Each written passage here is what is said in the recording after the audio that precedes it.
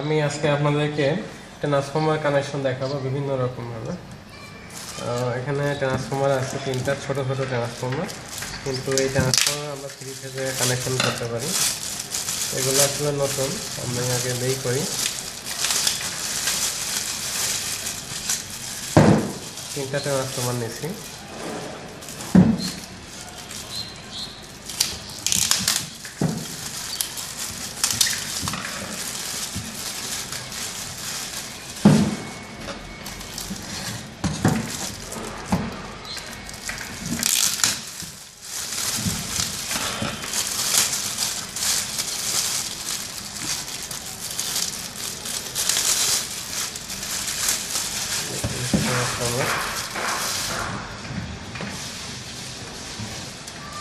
দেখেন এখানে লেখা আছে 24 ভোল্ট ডিসি, মানে 24 ভোল্ট নেওয়া যাবে। ট্রান্সফর্মার থেকে তো ডিসি হয় না, এখানে ডিসি লিখছে আর কি।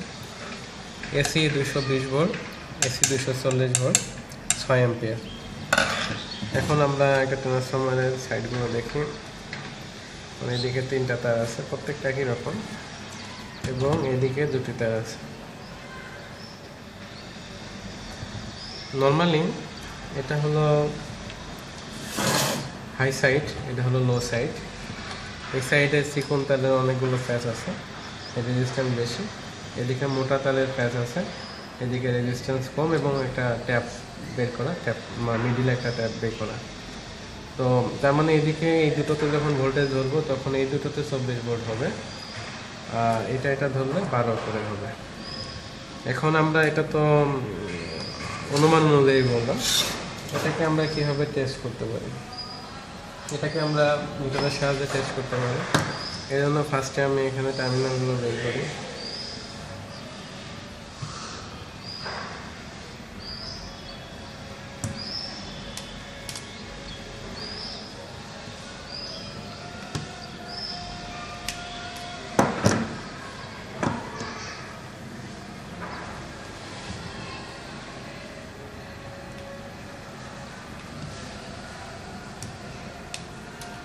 লোকাল কোম্পানি লোকাল ছিল।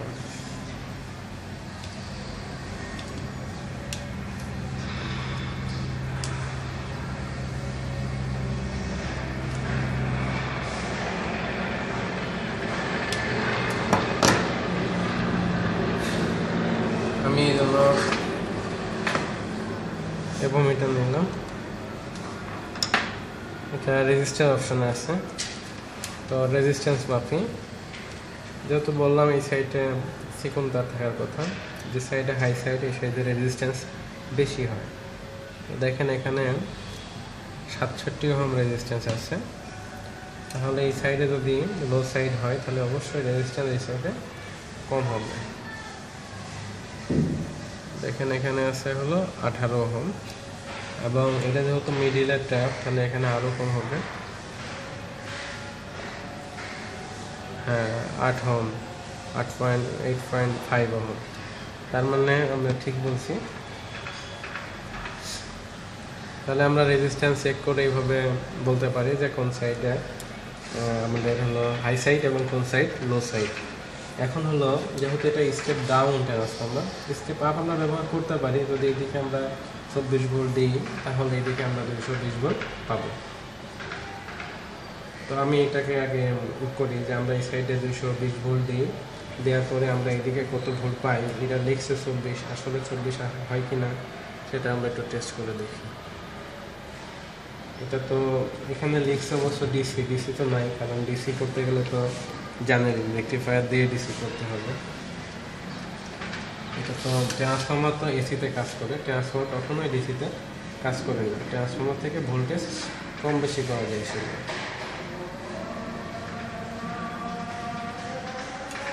ভোল্টেজ এবং কারেন্ট ট্রান্সফর্মার মাধ্যমে কমও বেশি করা যায়। আমি তাহলে এই সাইডে করি, সাপ্লাই দিই 220 ভোল্ট সাপ্লাই দিয়ে দেখি এখানে কত ভোল্ট পাওয়া যায়।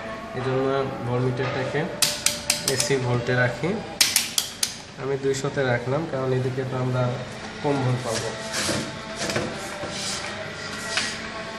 এখন এই দুটোকে আমি একটার সাথে তার লাগিয়ে দিচ্ছি।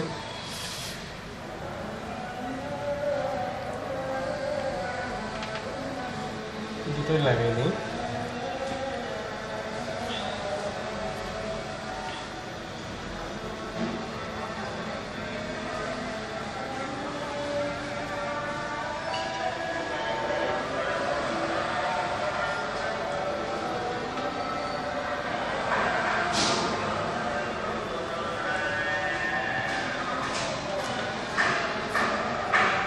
সাপ্লাইটা দিব।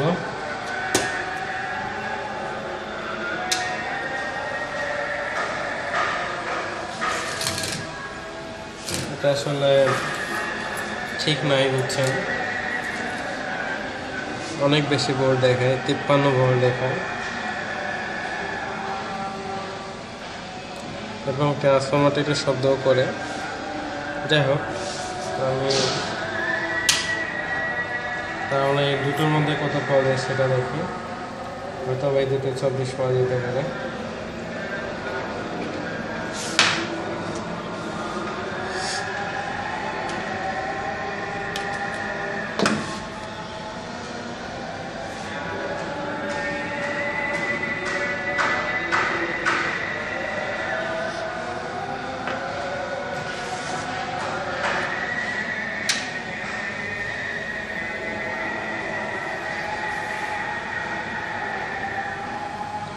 আমরা এই দুটোর মধ্যে অবশ্য 26 ভোল্ট পাচ্ছি, তাহলে সেই হিসেবে আমরা এখানে এটা ব্যবহার করতে পারি 24 হিসাবে নিয়ে। আর ট্রান্সফরমারে আমরা যদি মিটার ছাড়া দেখি, আমি সুইচ দিলাম, এখন শর্ট করলে কিন্তু সিলিংয়ের বাতিটি জ্বলবে না।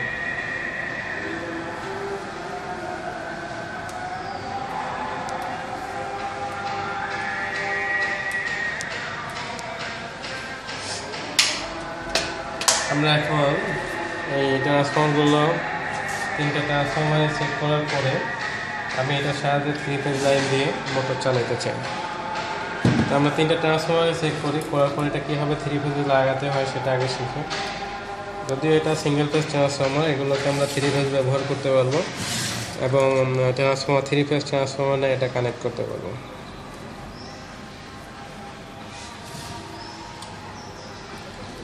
সেক্ষেত্রে আমাদের ট্রান্সফর্মারগুলো স্টার অথবা ডেল্টা কানেকশন করতে হবে।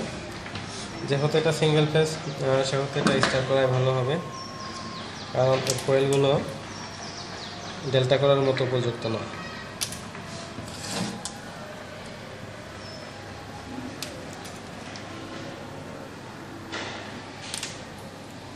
আমি প্রত্যেকটা কোয়েল ভালো আছে কিনা চেক করে নিই।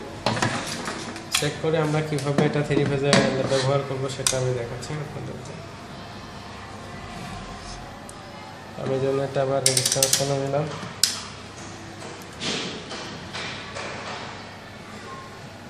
আমি তো ওই পাশেরটা চেক করছিলাম, এটা আবার চেক করছি।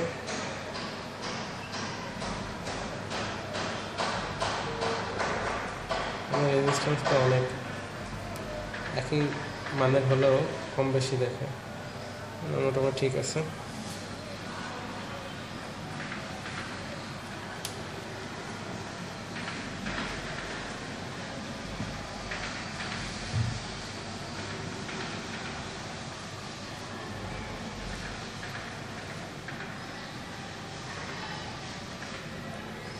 আমরা বুঝছি 3টাই ঠিক আছে। এখন আমরা যদি এটা 3 ফেজে লাইন লাগাতে চাই তাহলে কীভাবে লাগাবো? আমরা প্রত্যেকের শুরু প্যান্টারগুলো শর্ট করে দেব।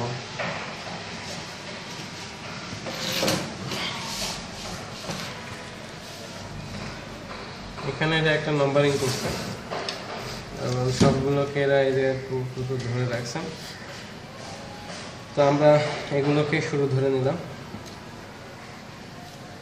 নিয়ে আমি এই 3টাকে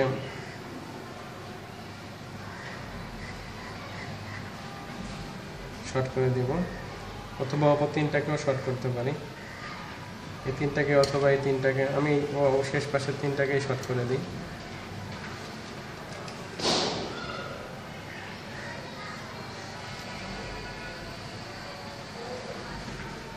এই যে 3টা আমি শর্ট করে দিলাম, একদম মোটরের নাই আর কি। এখানে তো তাহলে এটা আমরা যেহেতু স্টেপ ডাউন ট্রান্সফরমার, প্রাইমারিতে আমরা 220 ভোল্ট করে দিতে চাই, তাহলে এখন যদি আমি এখানে 3 ফেজ লাইন 3টা লাইন লাগাই, তাহলে তো এটা স্টার কানেকশন হয়ে গেল। আপনি প্রত্যেকটা 230 করেই পাবে, কারণ এটা নিউট্রাল তৈরি হবে। এই ইজিতে লাগানো দিতে পারে, এটা কোনো সমস্যা না। আশা করি সবাই বুঝছেন। আর আমি অপর পাশ থেকে অনুরূপভাবে আমি যে ভোল্টটা নিতে চাই, যদি আমি 56 ভোল্ট করে নিতে চাই, তাহলে আমার অনুরূপ এরকম এই দুটো করে ব্যবহার করব। আর যদি আমি 24 ভোল্ট নিতে চাই, তাহলে এই দুটো অথবা এই দুটো ব্যবহার করব। আমি 56 ভোল্ট করে নিই, ভোল্টেজ বেশি থাকলে মোটর চালানোর সুবিধা হয়। এটা তো আমরা একটা এক্সপেরিমেন্ট করছি। সেই ক্ষেত্রে আমি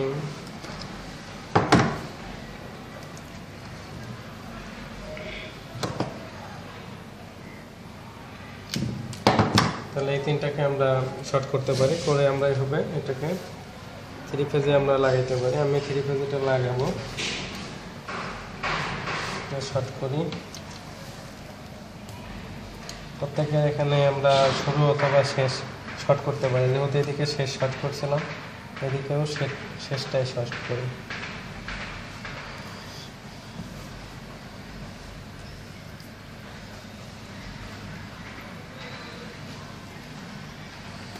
তাহলে এখন আমি টার্মিনালগুলো বের করে রাখবো পাত নেওয়ার জন্য। আমি এটা যেহেতু ব্যবহার করছি না, টেপ মেরে দিই।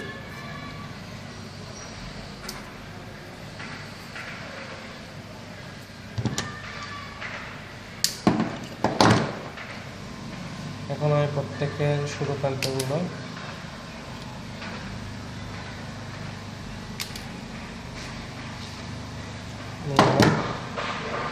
এই শুরু প্রান্তগুলোতে এখন আমার 3 ফেজ লাইন আসবে। এই জন্য আমি 3টাকে সেপারেটভাবে একটু চাপ দিয়ে রাখি, যাতে ভোল্টেজ মাপতে পারি।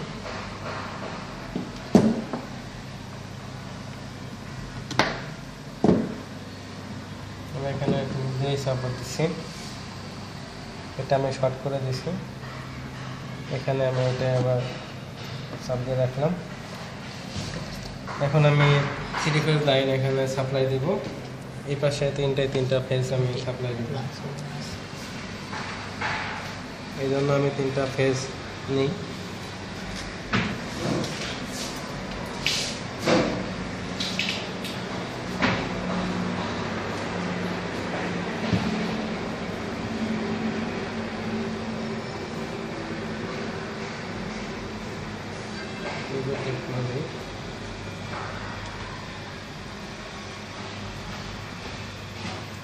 এখানে এই ক্ষেত্রে আমি এটা এখন আপনাদেরকে দেখাচ্ছি 3 ফেজ ট্রান্সফর্মার কানেকশন হয়ে গেল।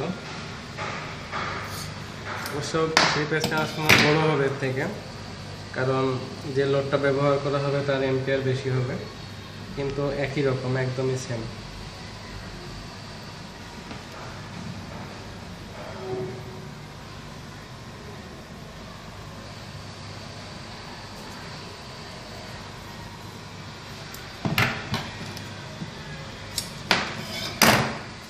আমি 3টা ফেজ লাগাই দিচ্ছি, 3টাতে।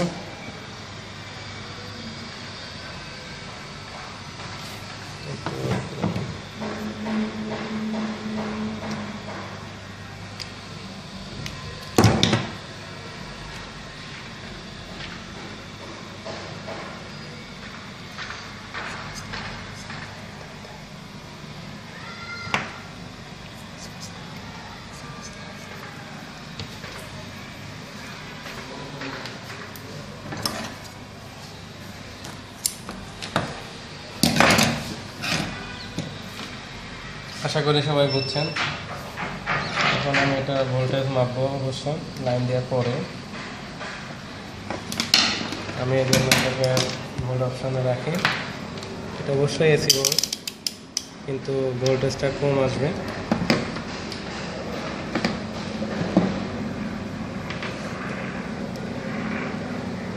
আমি 3 ফেজ লাইনটা অন করি।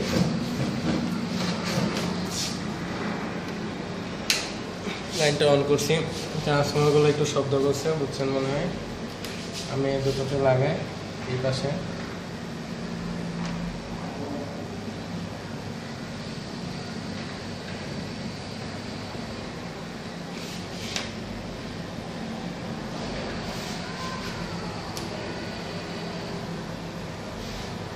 দেখছেন 96 ভোল্ট আসছে।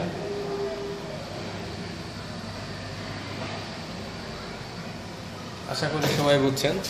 এটা প্রত্যেকটাই 96 করে আসবে। এটা 3 ফেজ তৈরি হয়ে গেছে। তো সবাইকে ভিডিওটি দেখার জন্য ধন্যবাদ। আর যদি ভিডিও ভালো লেগে থাকে অবশ্যই চ্যানেলটাকে সাবস্ক্রাইব করবেন।